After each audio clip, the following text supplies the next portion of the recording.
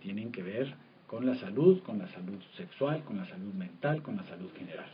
Así es, entonces, pues les invitamos a que se conecten, que compartan con nosotros, que nos escuchen y pues por supuesto nos envíen a través de los diferentes medios que tenemos hoy por hoy a nuestra disposición sus comentarios, sus experiencias, sus dudas, acuerdos, desacuerdos, porque pues para eso es este programa, para poder interactuar con todos ustedes y pues un objetivo importante que tenemos es siempre traer temas de actualidad y sobre todo con información veraz. Y bueno, pues ahí ya le metemos un poco de nuestras opiniones y nuestros comentarios personales, por supuesto, pero siempre basándonos en datos muy fidedignos, que eso es algo importante que tenemos que transmitir aquí en este programa, aquí en cabina de Radio Mente Abierta. Fidedignos es dignos de fe. Dignos de fe, y la fe es una virtud. Y si es una cosa que no es digna de fe, entonces es que... Pues no es fidedigna. Bueno, a ver, no me respondas con la pregunta, mentiras. por favor. No. No, vamos, que eso es información. ¿O por qué me preguntas eso? Bueno, porque de repente la palabreja es bien usada. La palabreja. La palabreja es fidedigno, no es fidedigno, pero pues si se queda uno pensando, y bueno, ¿a qué se debe? Sí. Ustedes créanos todo lo que le decimos. Oh, y ya. No lo pongan en duda. Y ya, yo creo que así nos quitamos de Bueno, pero en un sentido como el un poco catecismo. más, un poco más, más platicadito, pues es que sí nos ocupamos de buscar las fuentes, ¿no? Y las fuentes con cierta, que dice, pues tú le dices que hay credibilidad, le dices, pues que tengan fundamento, ¿no? Fundamento en la ciencia, supuesto. ¿no? Así es. Y entonces, bueno. Claro, nosotros no somos los que hacemos la ciencia, pero sí nos dedicamos a buscar todos aquellos documentos que pues sabemos que son estadísticamente significativos, pues. No. Para quitar eso de fidedignos. No, que quiere decir que tienen fundamento en la ciencia, ¿no? Ay. Pues sí, esa es la cosa, ¿no? Bueno, esta semana estuvo muy notablemente presente en las temáticas de los noticieros, en las temáticas de lo que aparecía en Internet, una temática que tiene que ver con una enfermedad, una temática de salud, que yo creo que nos queda como lejos o la mayoría de las personas así dicen, no, pues eso a mí qué, está ¿no? muy lejos, pero que está a muchas horas de distancia. Lo que es muy llamativo es la frecuencia con la cual las notas se presentan, y nos estamos refiriendo a la epidemia, al brote epidémico, como apropiadamente se debe mencionar, de esta enfermedad que se denomina la enfermedad por el virus del ébola, ¿no? Y de repente pensamos que vale la pena hacer como una síntesis de los datos duros, ¿no? De la ciencia que involucra a esta enfermedad. Bueno, pues porque pues ahora sí que para poder opinar con fundamento, cuando surjan por allá los comentarios, que son inevitables ante estas noticias que de repente le dan la vuelta al mundo. Y luego yo creo que también por otra razón muy importante, mira, uno se pregunta por qué es que se genera tanta reacción con una noticia así. Porque, pues bueno, estaba yo checando las estadísticas, probablemente el total de muertos por esta enfermedad es como de 2,000 en todo el mundo. ¿Pero en cuánto tiempo? Desde que se descubrió. Desde que se descubrió. Sí, bueno, ahora nos platicas sí, toda ahorita pero fíjate, a mí me parece que hay otros componentes que explican por qué es la reacción tan intensa, ¿no? Y bueno, de eso yo creo que también vamos a hablar un poquitito más. Y bueno, y otras cosas en el curso del programa. Del programa, entonces, bueno, si nuestro tema principal es la epidemia de la enfermedad del ébola, como se llama, o como se está mencionando en los medios, y por supuesto la relación que tiene esto o que pueda tener con la salud mental, con la salud sexual. Y sí quisiera yo tocar por ahí algunas cuestiones de estos paradigmas, ¿no? Con algunas otras epidemias que surgieron cómo cambia el paradigma, cómo cambia el estigma de una y otra, ¿no? Vamos a comentar con estas infecciones virales que pues las tenemos ya en nuestra realidad. Eso es algo importante. Así es. Y bueno, aparte de estos comentarios que tienen que ver con el tema de la semana, que es la temática de la epidemia de ébola, de la enfermedad del virus de ébola, vamos a tener un noticiero, como siempre, más o menos la mitad del programa, más o menos la mitad del programa, y aquí vamos a cubrir dos noticias. Una que es una suerte de reclamo a la Secretaría de Salud oficial, que dice, ¿para cuándo los programas de salud reproductiva? Y vamos a comentarla. Y otra que es una nota de celebración por los 20 años de una organización muy importante en salud sexual y en la sociedad mexicana, que es una organización que se llama Católicas para el Derecho a Decidir. Vamos a hacer mención de una entrevista que le hicieron a su directora, y pues a comentar al respecto de la labor de esta organización. Entonces, bueno, esto será en el noticiero y pues desde luego la invitación a que se conecten, a que comenten, a que a través del Facebook, a través del chat, nos hagan saber pues qué opinan, y usted qué opina, ¿no? Como decían antes. Oye, pero ¿cuándo te enteraste de esta enfermedad? Así, primero así la historia platicadita, pues. Bueno, desde que ya hace tantos años. No, es una enfermedad que obviamente dentro de una carrera médica pues te mencionan como alguna de las muchas enfermedades que hay de tipo viral y bueno, solo que en medicina tienes que aprenderte como receta, ¿no? El agente causal, cómo se contagia, qué provoca, cómo se cura, no se cura, en fin, los medios de contagio. Pero tal vez y estamos hablando entonces pues del 85 al 90, más o menos en ese periodo, ¿no?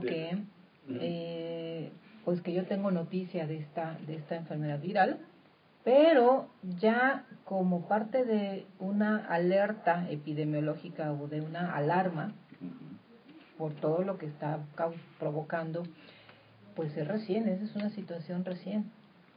Porque es recientemente que está surgiendo una de las últimas epidemias. Así es. Fíjate que los que estamos un poquito más grandecitos, déjame decirte, los médicos un poquito más grandecitos, el ébola ya fue una de estas adquisiciones de enfermedades que no existían, o existían en estricto sentido ya estaba descrito, pero fue en el 76, ¿no? Pues estaba yo justamente cursando la carrera, a la hora que estudiamos microbiología, el ébola no figuraba pues en los virus que estudiamos. Son de estas cosas que aparecen y cuando aparecen tienen una característica tan malévola que yo creo que de alguna manera sí han generado una circunstancia de atención muy muy importante, ¿no? Sí, entonces, pero antes deja que te interrumpa, y tú como experto investigador, ¿qué es una epidemia? O sea, ¿qué características debe de tener una situación, una enfermedad, un algo para considerarse una epidemia? Porque desde ahí me parece que es algo importante. Pues sí, las situaciones que las enfermedades que son transmitidas, las enfermedades que se transmiten por agentes más o menos conocidos, pues ahora sí que tienen un patrón de transmisión más o menos estable y conocido, y cuando empiezan a aparecer más casos de los esperados, digamos, cuando empiezan a contagiarse más personas de las que se esperarían, y bueno, en el caso de este virus, pues esperaría que no se contagie nadie porque es una cosa bastante tremenda. Cuando cuando aparece el contagio, ahorita podemos estar mencionando porque el número de epidemias, el número de crisis epidémicas que ha habido en el mundo, pues están identificadas de manera muy puntual, ¿no? El año en que fue, cuántas causas fueron, y es una cosa pero es cuando rebasa algún número en particular. Es cuando rebasa lo esperable. Lo esperado. Sí, porque por ejemplo, entonces es un estimado, y cuando no rebasa o en enfermedades muy severas como este caso, pues el estimado es que no haya, ¿no? Y cuando hay un caso ya se registra como una epidemia, en este caso. En este caso. No es en el caso, por ejemplo, como la epidemia que tuvimos aquí hace algunos años, hace cosa de 3, 4 años, cuando apareció el virus este de la influenza, ¿no? ¿Te acuerdas? El N1H1. Este virus, pues nos espantó muchísimo a todos por una razón muy sencilla. No lo conocía nadie, ¿no? Es decir, era un virus desconocido, ¿no?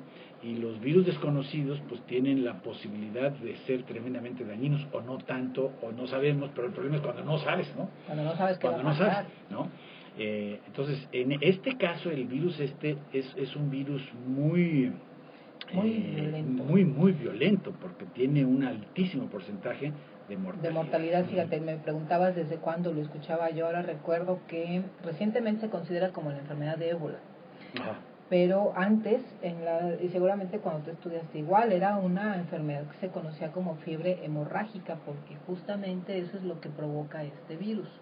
Te llega el virus, empieza a actuar sobre todo las células sanguíneas que se dedican a la coagulación y todas estas cosas, plaquetas específicamente hablando y algunas otras, el sistema inmunitario también, por supuesto, y entonces provoca una serie de síntomas que ahorita hablamos de ellos, y lo grave es esta función que pierde el organismo para poder coagular, y eso es lo que mata a la gente. Al final hay hemorragias que pueden ser expresadas por todas las salidas que tiene el cuerpo, ¿no? Te desangras y te mueres, te tubo quedas todo digestivo, echado. a través de sangrados anales, rectales, anales, en fin, ¿no? En las encías. Entonces, eso es lo que realmente hace muy grave este padecimiento, eso es lo que mata, pues. Sí. Y yo digo, ya que mencionas este mecanismo de acción, déjame pues hacer el comentario de que si uno le tiene miedo a las cosas en la vida, ¿no? Si uno es una persona que se intimida por las amenazas, yo creo que difícilmente uno puede pensar en una amenaza más terrible que esta, ¿no? Porque es bastante horrible la manera como opera, ¿no?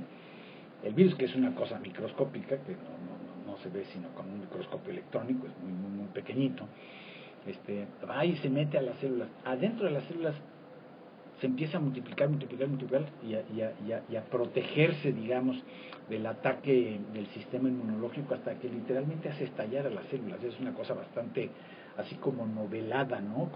O tomada de una novela, o más bien las novelas de terror están tomadas de una parte de la realidad. Y este virus tiene esta cosa de macabra manera de atacar, ¿no? Y una vez que ha entrado en las células empieza, como tú te decías, a multiplicarse, a hacerlas estallar, y tiene predilección por las células estas que son responsables de la contención del sangrado, y tiene predilección por las células inmunológicas, y bueno, pues es un verdadero desastre una vez que entra al organismo.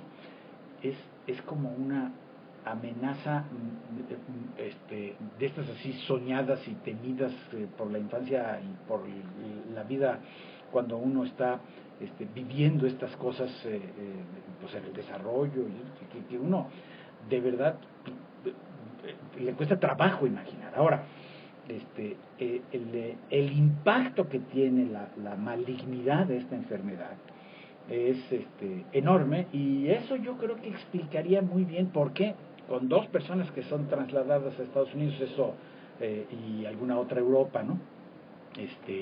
En donde llevan a las 2 personas para ver si les encuentran alguna forma de hacerles un tratamiento que funcione, y se arma una reacción general de temor y de miedo. A nivel, sí, ¿verdad? Sí. Qué barbaridad. Que yo, te repito, me deja con la intriga, ¿por qué tan intensa? No sé, es una cosa que no es tan sencilla, y ahorita vamos a entrar en esos mecanismos de transmisión, de contagiarse, pero que tiene, digamos, esta malignidad tan grande, que, bueno, pues ha sido objeto tanto este virus como algunos otros inventados de pues novelas y de representaciones cinematográficas de las amenazas terribles que pueden en la que puede convertirse en una situación así, ¿no? Claro. Pero, bueno, ya que hablas de esto, justo tal vez nada más retomar los datos, pues que seguramente escuchamos en todos los medios, y los medios tienen mucho que ver con todo esto que estás comentando, ¿no? La forma como se transmite una noticia. Pero es importante nada más retomar los datos básicos, este virus, cómo se transmite, cuál es la realidad, porque tiene que ver justo con los temores que existen de, ay, ¿cómo me voy a contagiar si ya me contagié? ¿Quién está enfermo? ¿Quién no está enfermo? ¿Cómo se transmite el virus? Entonces lo que tenemos claridad es que lo que se requiere es un contacto estrecho con órganos, eso quiere decir con alguna parte de un tejido, como comerse un tejido infectado, cosa que puede pasar, ¿no? Si pero pueden ser tejidos animales también. Es de tejidos animales, sí, porque claro, hay animales que operan como, ahorita entramos en ese detalle, como transmisores de la enfermedad. Sangre, secreciones u otros líquidos corporales de los animales infectados, ¿no? Sí, pero fíjate, algo interesante, y por allá voy a empezar a meter aquí yo algunas situaciones particulares. Por ejemplo, las secreciones corporales, una que está totalmente identificada es el semen masculino. El virus, una vez que un hombre, vamos a suponer que tiene ébola y ya la libra, no se muere, puede continuar el virus activo en el semen todavía 1 o 2 semanas más. Ojo, porque de aquí vamos a hablar después de estos estigmas de los que platicamos al principio, ¿no? Con algunas otras enfermedades virales o enfermedades de transmisión sexual, pues para acabar pronto, ¿no? Bien, entonces sí es, digamos que la forma de transmisión sí está a la mano, está al alcance de cualquier mortal. Es fácil contagiarse, pero no es tan fácil, y esto yo creo que es muy importante aclararlo, como lo es la influenza, por ejemplo, o el virus de la gripa, que común, ¿no? Que ese sí, nada más de acercarnos a alguien que trae gripa, y a través de las gotitas que viajan por el aire, por a eso través de, sí, si uno estornuda, pues ahí va el bicho y que se contagia vía aérea, ¿no? Y entra en contacto con tus mucosas, ya sea la nariz, la boca. Eso hace a todas estas enfermedades, básicamente como del grupo de la influenza, las enfermedades respiratorias, se transmiten con una facilidad impresionante, y afortunadamente ese no es el caso con esto. Se necesita un contacto mucho más cercano. Pero uno no se podría poner a pensar, por ejemplo, dice, las ceremonias de inhumación en las cuales los integrantes del cortejo fúnebre tienen contacto directo con el cadáver, también puede ser causa de que se transmite. Cuando están enterrando a los enfermos, pájatelas de ahí, puede ser de los enfermos que se murieron, o de los animales que se murieron de la enfermedad, pues ocurre que también ahí es posible. Y desde luego, bueno, pues los trabajadores de la salud, los que están atendiendo a la gente que está con esta enfermedad, pues es difícil no tener contacto estrecho, no tener contacto así muy cercano, y las infecciones se han presentado pues precisamente en estos contactos. Entonces, bueno, yo creo que el visualizar que, bueno, efectivamente se trata de una enfermedad agresiva, muy agresiva, ¿no? Ya tiene por ahí en algunos de los datos que conseguimos las tasas de letalidad de la enfermedad llegan al 90%. 90%. Y esto puede ser, estaba yo leyendo también otro artículo, que uno puede morirse después del contagio al día 2 o al día 20 del contagio. O sea, eso es terrible. Entonces estamos hablando que si se contagian, imagínate que juntamos a 10 personas adultas y les echamos el virus, 90 se pueden morir. Pues es estadísticamente. 90 decía, o sea, nomás como para dimensionar de otra forma. O si pones 1000, pues mueren 900. O sea, realmente es muy alto. Y unas se van a morir al día 3 de haber echado el virus, y las otras se van a morir al día 20. Así es. Sí, del 50 al 90%, y de ahí tal vez la gravedad de este padecimiento. Pero, ¿cuáles son los síntomas? ¿Cuáles son los síntomas de esta enfermedad? Del ébola. Pues son síntomas no son como una gripita, ¿no? Como sí ocurre en muchas otras de las circunstancias.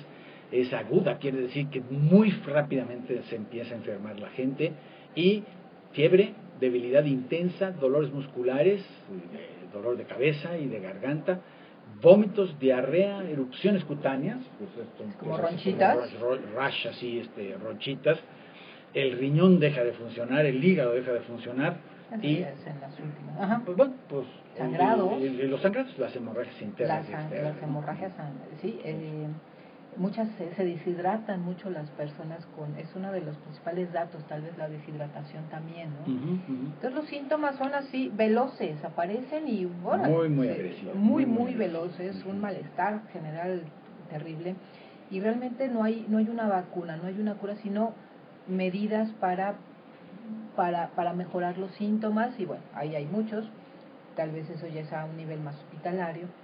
¿Y qué es lo que se puede hacer para evitarlo? Bueno, pues uno de las cosas que funciona y de alguna manera es la acción más relevante es el control sanitario. Es decir, un poco lo que yo creo que cualquiera que haya estado aquí en la Ciudad de México ¿cuánto fue? Fue en el 2010, me parece, cuando surgió la epidemia me acuerdo que fue en abril 2010 o 2011, cerca del Día del Niño, sí, cerraron escuelas. Así es. 2010 o 2009. No, 2010 me parece. Ahora, luego checamos, por si nos andamos equivocando. Pero fíjate, lo que sucedió en esa ocasión, debido a que al virus no era conocido y ni teníamos claridad, sabíamos que estaba muriendo la gente, no toda, ni sabíamos qué porcentaje de gente estaba muriendo, pero sabíamos que algunos que muriendo. Los hospitales ya estaban con muchas. Y eso genera tal reacción que se establecen las medidas de control sanitario. ¿Y por qué la saco ahorita? Pues porque, claro, en aquella ocasión, ¿te recuerdas? Cerraron las escuelas, los cines. No nos dejaban viajar, ¿no? Eso ya casi se nos olvidó, pero intentar ir de la Ciudad de México a otro país resultaba una cosa muy complicada durante los días. Los chinos, sí. los que estuvieron en China. Bueno, pero esos son con la otra aviar, con la gripe aviar, ¿no? No, pero sí, los mexicanos chinos que no los dejaron salir, sí, ciertamente. Sí, que los tuvieron ahí detenidos. ¿Cuántos días ahí? Sí, porque nadie sabía, pobrecitos ahí guardados, mientras eran peras o manzanas. ¿Te acuerdas? ¿no? Bueno, a mí me tocó que teníamos una reunión en el extranjero, pues que cancelara la reunión.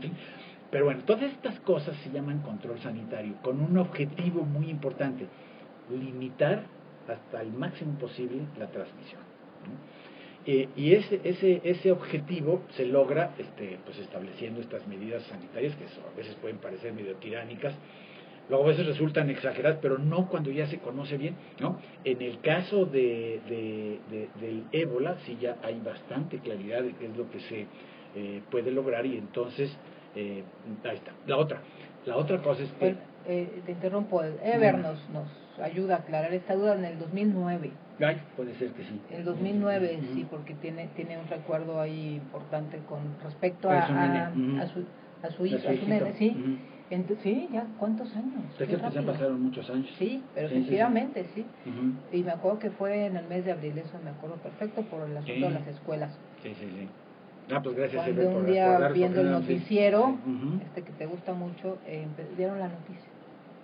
Entonces, y además de ahí no solamente la noticia, sino la decisión como pólvora, muy drástica, difícil de tomar, decir, pero bueno, vamos a aislar a la población para que no se contagien. Esa es una de las medidas que hoy por hoy, si no sabemos que es algo que no se cura, mientras se encuentren medidas eficientes, entonces hay que tomar pues ahora sí que más vale pecar exagerado, porque por lo que ya comentamos antes, se transmite fácil, hay muchas formas de transmitir el virus, es muy letal, y bueno, mientras uno se muere uno sufre mucho, el que está enfermo y los que están ahí juntos. Ahora, aquí yo creo que vale la pena decir rápidamente una cosa que yo creo que ya está siendo obvia, pero pues a veces no es tan obvia. Es que realmente la posibilidad de que esta infección llegue acá a nuestro país es casi, no nula, pero casi nula. Se necesitarían reunir una cantidad de condicionantes muy grandes para que la infección llegue acá. No es imposible, pero es realmente baja la posibilidad, y esa es la razón por la cual la Secretaría de Salud, las autoridades responsables, no están emitiendo ninguna alerta. Pero yo creo que el conocimiento nunca está de más. Hay más medidas de precaución y de reducción. el contacto con los animales salvajes, sobre todo los animales salvajes, sobre todo un murciélaguito por ahí que aquí no tenemos ese murciélago, pero bueno, si la cosa se llega en los lugares, y los monos y los simios, que también tenemos los monitos y los changuitos, changuitos, claro. sí, infectados, y el consumo de su carne sin cocer, de la carne de tus animales, por supuesto. Debe utilizarse guantes y otras cosas para protegerse cuando se preparan o que se tratan con los animales que puedan estar infectados. Y desde luego reducir la transmisión de persona a persona a consecuencia del contacto directo, estrecho, con pacientes infectados, especialmente con sus líquidos corporales, ¿no? Eso es lo que hay que tener mucha claridad. Es necesario lavarse las manos con regularidad tras visitar a los enfermos en el hospital, así como después de cuidar enfermos en el hogar. Y desde luego las comunidades afectadas, que están allá todas ahorita en África, deben informar a la población acerca de esta enfermedad, porque los enfermos que mueren por esta causa deben ser sepultados rápidamente y en condiciones de seguridad. ¡Qué terror!, ¿no? Imagina nada más. O sea, si te mueres, ahora sí que como antes, pero ¿no? rapidito, te entierran o te queman, como los rapidito, griegos, ¿no? Los romanos ahí te ponían y te prendían fuego. Y era una medida, bueno, ellos lo hacían con una visión más religiosa, más mística, sin embargo, era también una medida de higiene, una realidad. Pero entonces vemos todas las recomendaciones. Yo sí soy un poco dudosa, nunca digas nunca, porque así ocurría, y aquí ya voy a introducir un tema que a mí me empezó a llamar la atención cuando en los medios, sobre todo a nivel mediática, empezaban a hablar del ébola y por supuesto la gravedad, y que ya está habiendo muchos casos lamentables, siempre en los países más amolados, en África, y estas dos personas que ya las trasladaron a otras ciudades. Pero este asunto del estigma, y ahí es donde entramos en nuestros terrenos de salud mental y de salud sexual. Inmediatamente me surgió la asociación, no pude evitarlo. ¿Qué ocurrió cuando apareció el HIV o el VIH, pues? ¿Qué pasó cuando en los 80s, principios de los 80s, empezaron a descubrir o a darse cuenta que los varones y bueno, luego ya se identificaban con una conducta o una orientación homosexual, empezaban a morirse? Empezó a denominarse la enfermedad de los homosexuales, entre otros errores. Sí, una cosa espantosa. Y siendo que no era el virus tan mortal, o sea, porque no sabemos cuánto de estas personas que empezaban a morir por el síndrome, por SIDA, no sabemos cuánto tiempo atrás pues habían sido contagiados, ¿no? Sí, y luego aunque el virus del SIDA sí estaba muy grave al principio con mortalidad, pero eso se ha ido avanzando, controlado muchísimo. Pero más con tiempo, todo el o sea, como era un virus un poco, claro, al final morían, sin embargo no con la severidad y la gravedad. Sí, pasaban hasta 10 años con el virus, o más. Por eso digo, no sabemos realmente de los primeros casos cuánto tiempo llevaban infectados, pero el hecho de asociarlo con una conducta sexual, o sea, fue muchos medios y yo creo que mucha gente ganó de ahí, ¿no? Es la combinación, ¿no? Creo yo, entre amenaza mortal y sexualidad. Ese es así como que el cóctel perfecto, ¿no? O sea, como que se cumple la profecía casi, ¿no? Ay, ¿cómo se llama este libro de la Biblia, el último, el Apocalipsis, ¿no? Como que se cumple casi, ¿no? Para los malvados. O sea, eso es inmediatamente yo tuve que relacionarlo, porque entre otras cosas nos dicen los científicos, específicamente la Organización Mundial de la Salud, tiene muchas publicaciones al respecto, muchas notas de prensa, y la OMS dice, también es un virus que se encuentra activo en el semen. Y entonces, pues también se puede transmitir por un contacto sexual. Así, también. Entonces, ¿qué pasa? O sea, ¿cuál es la diferencia?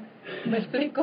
Pero mata mucho más rápido, esa es la diferencia. O sea, la diferencia es que no les da chance casi. Y sin embargo ves las noticias y es pobrecitos, se están muriendo, qué barbaridad, se contagiaron. La diferente forma de ver una y otra. Pues sí, la diferencia tiene mucho que ver con la presencia de un medio de contagio fundamentalmente sexual, en el caso del VIH, Y aquí en un medio de contagio que tiene una variedad gigante y además, sobre todo, la amenaza de mortalidad. Pero ahora sí que bueno, al cosas. final los dos son virus, ¿no? Pero tienen muchas similitudes. No, claro, contacto sí, con sí. fluidos, contacto Sí. con sangre, puede ser a través de encuentros sexuales, sexo seguro, sexo no protegido. Así es. Entonces, a ver sí que alguien me explique por qué, claro, estamos hablando de muchos años de diferencia en las visiones. Afortunadamente hoy ya el hablar de diferentes prácticas, la diversidad, pues ya es otro asunto. Sin embargo, eso me parece que es terrible, el asunto de los estigmas, porque entonces ya entramos ahí al terreno de la salud mental. ¿Cuántas personas con VIH, SIDA, no cursaban con problemas de discriminación, no cursan, ¿no? De abandono, de depresión, de ansiedad, de tantas cosas? Y sin embargo, a los que, claro, los que tienen ébola, pues no digo que no estén mejor, ¿verdad? Pero el apoyo y las redes sociales de apoyo son otras. Eso pues es lo que yo quiero poner aquí a discusión. Y también los lugares donde ha ocurrido, ¿no? Que es como le señalabas la otra vez, pues son puros países que están con niveles de desarrollo mucho menor.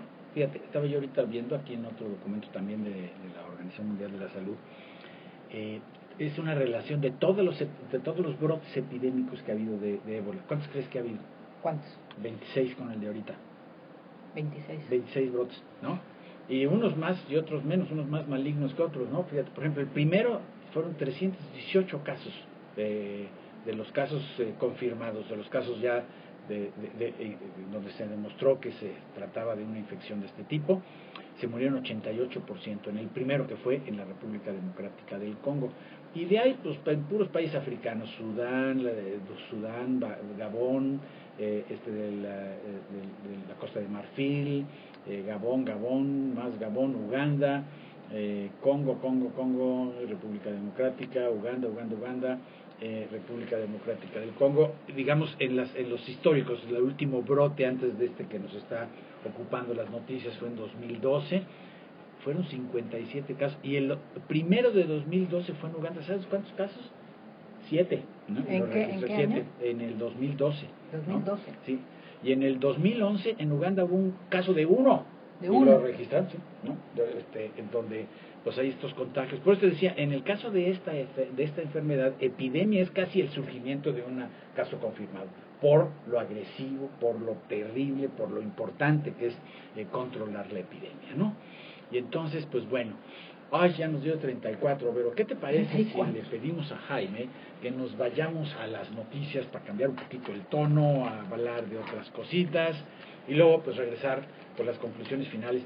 Fíjate que traigo unas reflexiones también yo, así como tú traías del estigma, yo también traigo otras respecto al ébola, pero vamos al noticiero si no disponen ustedes de otra cosa. Muy bien, pues vamos.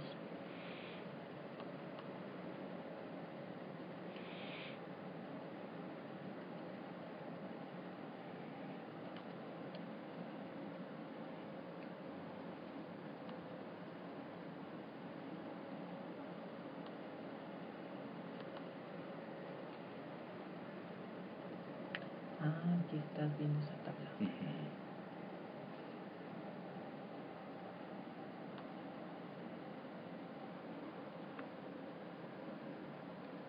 Y ahora en el 14, ¿cuántos van? Como 800. ¿No van 800? Sí. ¿En cuánto tiempo?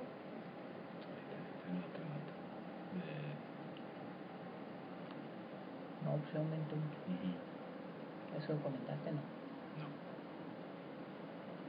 Es que a lo mejor los africanos no tienen nada que comer, se comen los monos infectados.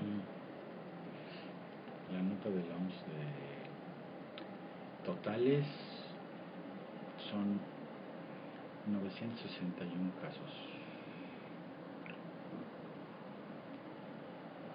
961. ¿En cuánto tiempo? Pues es importante que comentes. Te digo, hasta el 6 de agosto.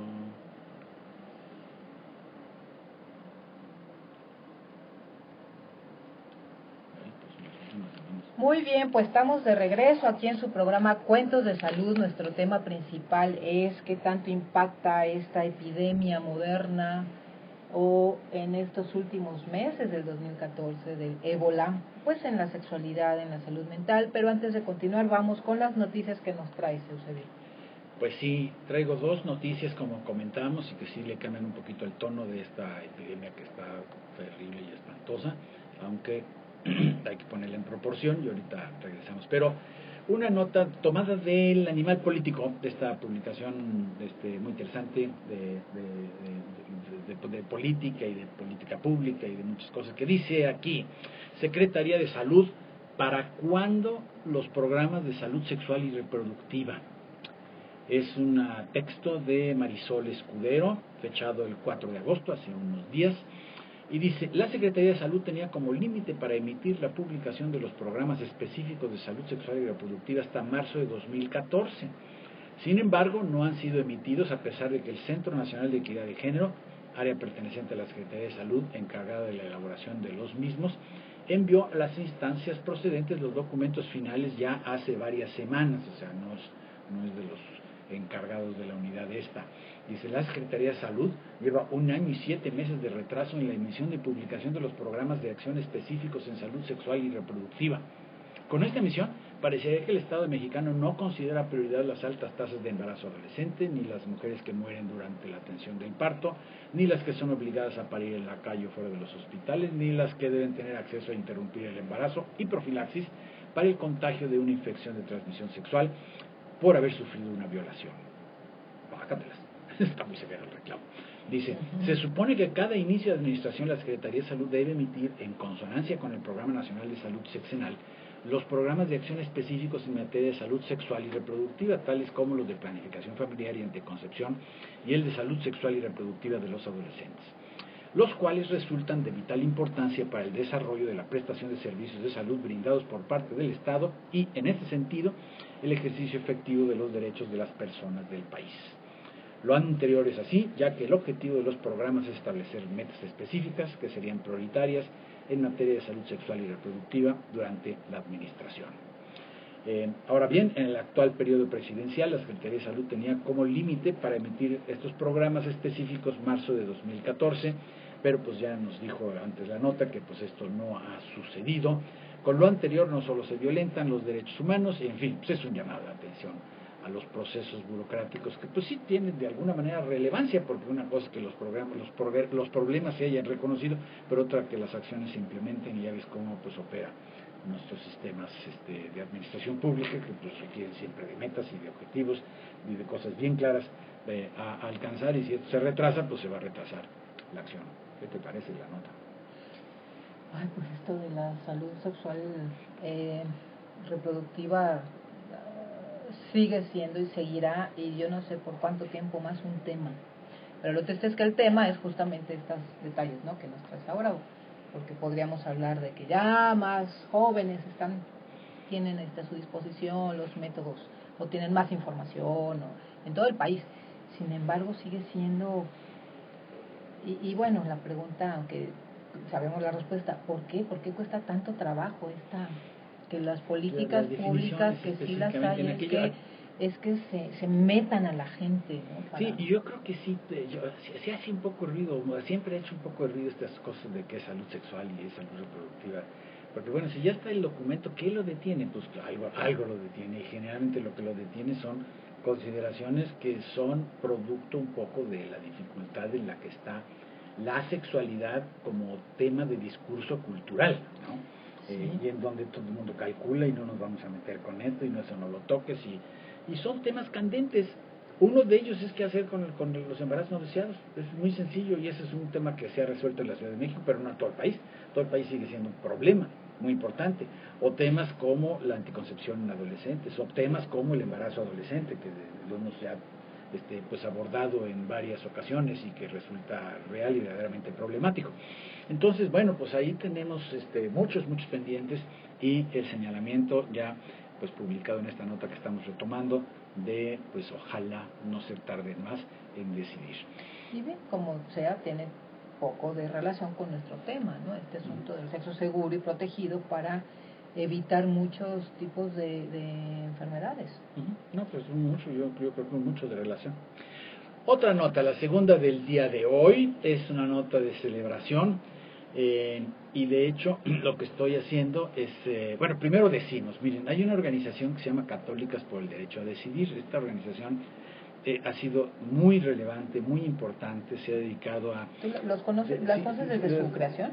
Pues sí, porque llevaban un año cuando las invitamos a la Federación Mexicana de Educación Sexual y Sexología y han estado en conexión con el proceso de la sexología en México desde hace muchos años. Y yo tengo, bueno, siempre tengo esa duda y no le he preguntado a nadie. Ahora te pregunto, ¿por qué el nombre? ¿Cómo, ¿sabes la historia del nombre? Pues mira, ahorita va a estar aquí en la nota dicha, pero en términos sencillos, es un grupo fundamentalmente de mujeres, todas se reconocen como educadas y habiendo adoptado la religión católica como parte de su identidad, de su cultura, de su formación, pero que al mismo tiempo pues se han puesto a reflexionar en la necesidad importantísima de cambios en los planteamientos de la Iglesia Católica. Esto es un asunto específicamente de la Iglesia Católica, y pues se han vuelto tremendamente críticas sobre todo de algunas de las cosas, ¿no? de algunas de las posiciones, ¿no? Cumplen 20 años, ¿no? Y entonces a María Consuelo Mejía le hicieron una entrevista que publicaron el día de ayer en el periódico Reforma, que bueno, está larguita la entrevista, pero a ver si nos alcanza un tiempo, por lo menos para darte una idea. Dice, ya nos hubieran quemado en leña. Eso es como el título. Pues sí, claro. Ya las hubieran quemado en leña, queriendo decir, aquí anoto el editorial, si esta organización hubiera existido en los tiempos de la Inquisición, ya las hubieran mandado a la hoguera. Eso es no, lo que pero no decir. Te vayas tan lejos. Claro, es muy simbólico ese título. O sea, ¿en qué época en qué gobierno de este país se te ocurre que las hubieran quemado en leña? Claro, es una metáfora. Sí, pero ya lo pasaron, ¿no? Los gobiernos panistas. Dice, la directora de la organización Católicas por el Derecho a Decidir, María Consuelo Mejía Piñeiros, indicó que sus 20 años de existencia les han llamado de todo en aras de desacreditar su trabajo. En la época de la Inquisición ya nos hubieran quemado en leña verde. Evidentemente, opina Riendo, la colombiana al frente de la organización que vela por la laicidad del Estado y trabaja en varios rubros por la defensa de los derechos humanos de la mujer. En el marco del 20 aniversario del CDC, que es CDD, por Católicas para el Derecho a Decidir, en entrevista, la antropóloga con maestría en estudios latinoamericanos diagnostica a la sociedad mexicana como machista, defiende la posibilidad del aborto desde la tradición católica y opina que la supervivencia de la organización, pese a la satanización que ha sufrido, se debe al cobijo que las demás organizaciones defensoras de derechos humanos le han brindado. Dice, las organizaciones de derechos humanos son de inspiración católica, entonces estamos trabajando con gente que está identificada con nosotros, explica desde las oficinas ubicadas aquí en Coyoacán. Mejía Piñeiros habla de cómo mediante la teología feminista ha interpretado y deconstruido la tradición católica una historia milenaria basada en la dominación a las mujeres y su subordinación, en la falta de respeto a la dignidad e igualdad de género. Cuando nos preguntan, ¿y ustedes por qué siguen en la iglesia? Que es un poco lo que tú estabas preguntando, ¿no? Dice, ¿por qué no se van? No, pues cada quien es libre, puede decir, si no estás de acuerdo, pues vete. Respondemos, no nos vamos porque es nuestra identidad desde que nacimos, no solamente porque hemos sido bautizadas. Dice, en el caso nuestro, esta comunidad nos ha enseñado cosas diferentes al autoritarismo y la imposición.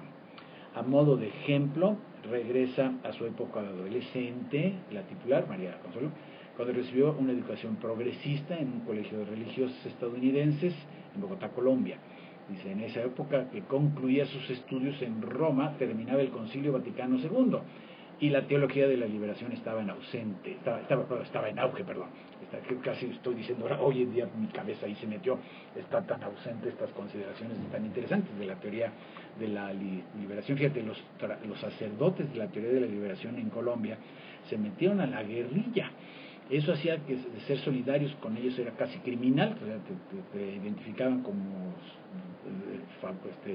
amigo pues de la teología de la liberación y te metías en problemas legales. Bueno, pero pues yo no quise que quedara pasando desapercibido este aniversario. Hay varios temas en los que la organización ha trabajado, desde el tema de los feminicidios, la moral sexual y desde luego el tema del aborto, que pues es parte de la labor de estas grupo de mujeres, ¿no? Dice en una nota también del staff de Reforma, María Consuelo Mejía Piñeiro recibió en 2002 el 10º Premio Nacional de Derechos Humanos Don Sergio Méndez Arceo, otorgado por 42 grupos y organizaciones católicas de inspiración cristiana. En el 2010, la Comisión de Derechos Humanos del Distrito Federal le otorgó un premio también, y fue galardonada en 2011 por la organización internacional Women Deliver. Mejía, ya dijimos, es antropóloga y dice que está completando los créditos de estudios latinoamericanos de la Facultad de Filosofía y Letras de la UNAM. Bueno, ya, sí, pues para celebrar en conjunto con ellos este acontecimiento.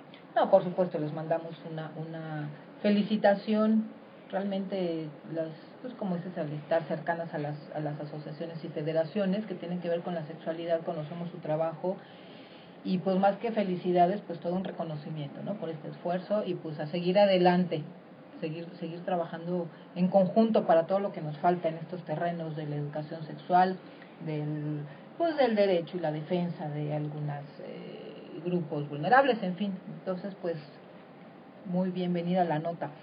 Y pues ya ahí se acabó el noticiero, porque ya estamos se acabó, ya casi se acaba el programa y ya no podemos falta. No, ya con eso sí tenemos unos 10 minutitos, pero para regresar, no, hasta esas son las dos notas que traigo.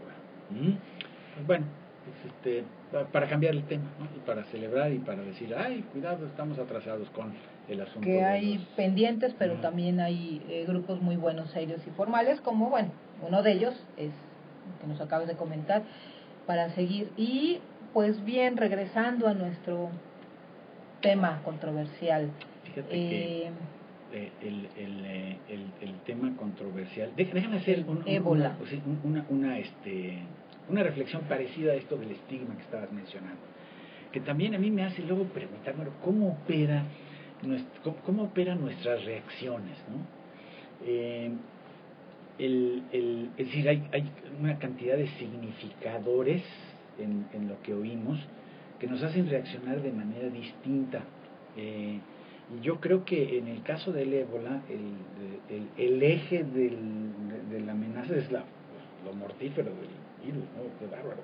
Entonces uno se imagina, uy, si me da eso, pues me voy a morir y además muy feo, ¿no? Porque ni siquiera es una muerte así tranquila que te quedas dormido y ya, chao, bye. No, es una cosa bastante horrenda.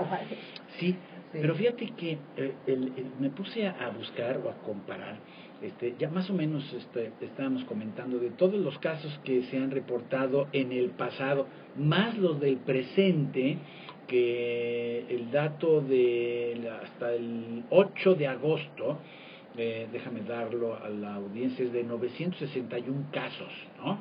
De casos nuevos ocurridos desde el inicio de agosto. Es que esto es una cosa así muy muy reciente, fíjate, para el 5 de agosto eran 68 nada más, y del 5 para acá son 900 más, para acabar pronto, ¿no? Entonces, pues sí, son muchos casos, está la epidemia creciendo, y eso en parte explica la situación. Pero estaba yo leyendo que el total de número de muertos es de 2000 por el virus en todo el mundo, ¿no? Entonces hice una cosa, me puse a buscar estadísticas de otras cosas para ver cómo se compara, y fíjate que se me ocurrió buscar estadísticas ¿De qué? del hambre, de los que se mueren de hambre, para compararlo con, pues para compararlo, ¿no? Con el ébola. Y además con esta cosa del estigma y de las reacciones ante las epidemias. Mira, nada más, a ver, ¿Cuántos niños crees que se mueren de hambre cada año? No me preguntes. Mejor platícanos porque... 1,5 millones. 1,5 millones de niños. De niños. Se mueren Según un hambre. sitio de internet aquí que está especializado en las estadísticas. Sí, ¿qué porcentaje de la población humana está, pues ahora sí que muriéndose de hambre? No muerta, pero muriéndose de hambre. No muerta, todavía no se muere, pero ahí va. 33%, 33%, fíjate, ¿no? Y aún ¿Población en países, mundial? Población mundial. De la población mundial. Sí. Y aún en Estados Unidos, que es un país desarrollado, ¿qué porcentaje de las casas, de los lugares donde viven familias, tienen riesgo de sufrir hambre? 11%. Pero fíjate nada más, a mí lo que me saca de mis casillas es, a ver, dice, el total de personas que no tienen suficiente para comer son 936, y de los cuales pues se mueren pues un montón, ¿no? Este es un sitio general. Este es otro que es de Naciones Unidas. Fíjate, dice 842 millones de personas no tienen suficiente de comer, ¿no? Y aquí hay una cosa, una grafiquita que eso pues habría que platicarle. Es un balance de las muertes causadas por el SIDA, malaria, y tuberculosis. Si las sumas todas, no sobrepasan las muertes por hambre. No sobrepasan las muertes por hambre. O sea, más gente se muere de hambre que de estas otras SIDA, enfermedades. Ya olvídate del ébola. ébola, que son nada más como 2,000, ¿no? Sí. Entonces, a ver, yo me dije, a ver, pero ¿cómo reaccionamos? O sea, fíjate, yo creo que hay una cosa muy terrible, muy, muy, muy terrible, que habla un poco de cómo reaccionamos. Cuando oímos estos terribles números del hambre, yo creo que todo el mundo pensamos, bueno, pero yo no. Yo sí tengo que comer, a mí no me voy a morir de hambre. A mí eso me queda tan lejos y además no me va a pasar a mí. A mí no, claro. O sea, a mí no me va a pasar. En cambio el ébola, aunque está lejos, ¡ay, qué susto! ¿Y qué tal si se viene por acá? ¿Sí te puede pasar? Sí, te puede pasar. El SIDA también. Claro. Y fíjate que esa amenaza personal me parece que explica en gran medida estas diferencias de reacción, ¿no? Porque imagínate nada más que apareciera la cifra de niños muertos diarios por hambre. Debería, ¿no? Debería de decir, así como decimos, así como contamos los muertos por la violencia, así como contamos, oye, ¿cómo se cuentan los accidentes y se cuentan los robos? Exactamente, ¿no? ¿Cómo es posible que todavía en este mundo donde estamos con la tecnología súper que nos permite vernos y tocarnos, bueno, no tocarnos a distancia, pero sí casi, porque nos vemos, nos oímos, y que permite la información y la transmisión de información a una velocidad que es casi atropellante, porque yo creo que esa es la palabra para decir a qué velocidad nos informamos? Todavía hay gente que se muere de hambre, y no unas poquitas, 1,5 millones de niños al año. Entonces, bueno, yo sí quería terminar con esa reflexión como para contextuar. Sí, hay una enfermedad tremenda que es el ébola, mata re feo, es un virus malignoso, digno. Hay un sistema de televisión de paga que ayer inició otra serie más de epidemias y de virus malvados, pero una película muy famosa, no sé si te acuerdas, hace como unos 8 años, de un brote epidémico en un pueblito norteamericano que terminan amenazando a ver si lo quieren bombardear. Lo aíslan, ¿no? Y quieren matar a todos los que están ahí. Se llamaba así epidemia, ¿no? En español. Sí, creo que sí. En inglés no me acuerdo. Pues es outbreak o algo así debe haberse llamado. Pero bueno, pero esta reacción de que no se compara, no se compara la cifra, ¿no? Y la gente que sufre. Nada más que claro, nos queda más lejano, ¿no? Y entonces, pues no, pues yo como si tengo que comer afortunadamente y está muy difícil que me quede sin suficientes medios como para comer, pues eso no me toca a mí. Y ya otra cosa mariposa, qué pena que se mueren tantos, pues adiós. Como que hay algo que no cuadra, ¿no? No sé si te lo logro transmitir. No, hay algo que no termina de... Y digo, hablando, aprovechando que nos dimos la oportunidad de hablar de esta cosa que está muy en los medios y que pues está muy horrible, pero pues hay que proporcionarla, ¿no? Todavía cosas mucho más sencillas como darnos de comer tienen un costo mucho más grande que pues lo que ahorita está siendo terrible y motivo de noticias. Sí, y bueno, y al final todo lo que amenaza es un desencadenante o puede provocar o puede originar problemas graves. Yo insisto con la salud mental, por ejemplo, angustia, ansiedad, ataques de pánico, por supuesto, situaciones de depresión de tristeza, o inclusive que las personas al verse amenazadas tengan conductas muy defensivas y esto crear una convivencia violenta entre seres humanos, ¿no? De que me muera yo a que te mueras tú, pues con permiso, ¿no? O que me dé hambre a mí o que te dé hambre a ti, pues entonces con permiso, ¿no? O sea, a eso me refiero, desestructura la tranquilidad y pues la cabeza de cualquiera, ¿no? Así como tú dices. Y ojo, porque también eso mismo pasa con las enfermedades, uno pierde dimensión. Entonces hay otra, hablando de las películas, esta que se llama, de unos chavitos que se pierden, se les cae el avión, El Señor de las Moscas, me parece. Bueno, ya es una película de muchos años, pero deja ver muy claramente qué pasa cuando el ser humano pierde esa situación o sensación de control, de estabilidad, de bienestar. Uno se puede volver caníbal, pues, por casi, ¿no? Matar al otro para buscar su bienestar. Ojo. Pues sí. Y yo diría que pues estamos ante la realidad de que pues la salud se puede ver amenazada por un número de cosas. A mí me parece que una de las cosas más relevantes en el cuidado de la salud, ya así que a título de como de conclusión y una reflexión muy general, yo creo que sí es muy importante no caer en pánico. Porque el pánico es muy irracional casi siempre, ¿no? Casi siempre está lleno de irracionalidades. Más bien siempre, sí. Bueno, no, sí. Te está cayendo el edificio donde está, pues te pánicas, pues no es tan irracional. Pero eso casi nunca sucede, pues la mayoría de las veces el pánico es así, como que muy fuera de proporción. Y yo creo que estas cosas y estas noticias en los medios de repente pueden hacernos caer en reacciones muy poco eficientes, porque el cuidado de la salud requiere de una objetividad y claro, yo creo que eso además permite de alguna manera replantear cuáles son las cosas y aquellos que tienen las responsabilidades de dirigir las políticas de salud, desde luego, pues reconocer cómo andan las perspectivas. Aquí en México no estamos tan despistados en la importancia del hambre y lo intolerable que es pensar que existan niños, niñas que se mueren de hambre. Eso es terrible. No, aquí pues ya ves que están hasta las noticias, el presidente, la responsable es esta Rosario Robles, claro, ¿no? Sí, reconociendo esa problemática. Entonces, ojo, porque cualquier amenaza, real o simbólica, real es como estas enfermedades que tenemos en las manos, bueno, no las tenemos en las manos, pero pueden estar en nuestras manos, eso es algo muy real, o lo simbólico, lo que uno logra imaginarse que puede ser amenazante, o de estas mismas enfermedades, lo que uno pueda imaginarse sin tener una información veraz y fidedigna, ¿no? También uno puede inventarse cualquier historia y pues vivir en pánico total. ¿No? Y acuérdense, esto desestructura al ser humano.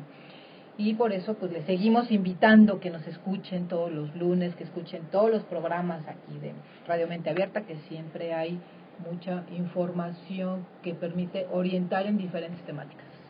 Así es, Vero, pues yo te agradezco tu compañía, tus opiniones. Grande, comentando, yo creo que de la reflexión esta final de cómo es que nos admiramos más de 2.000 muertos versus 1,5 millones de niños que se mueren de hambre. Dice, yo creo que es normal. Me acuerdo que cuando se destruyó el transbordador espacial Columbia, Columbia se llamaba, donde fallecieron 8 astronautas, casi todos estaban consternados y en la actualidad nadie se pone consternado por las vidas humanas perdidas en las guerras. Sí, pues ciertamente. tienes razón, ¿no? Sí, como que hay malignidades a las que nos acostumbramos, ¿no? Pues sí. Bueno, puede ser una necesidad de supervivencia. De defensa, ¿no? De defensa. Sí. Pero pues de repente están como muy despistados, ¿no? Pues sí, pero ojo.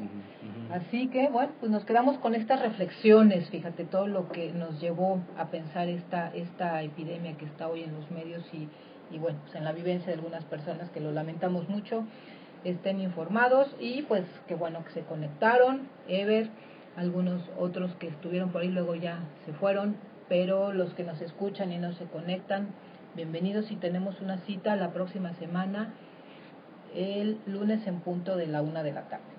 Muy bien, muchos saludos.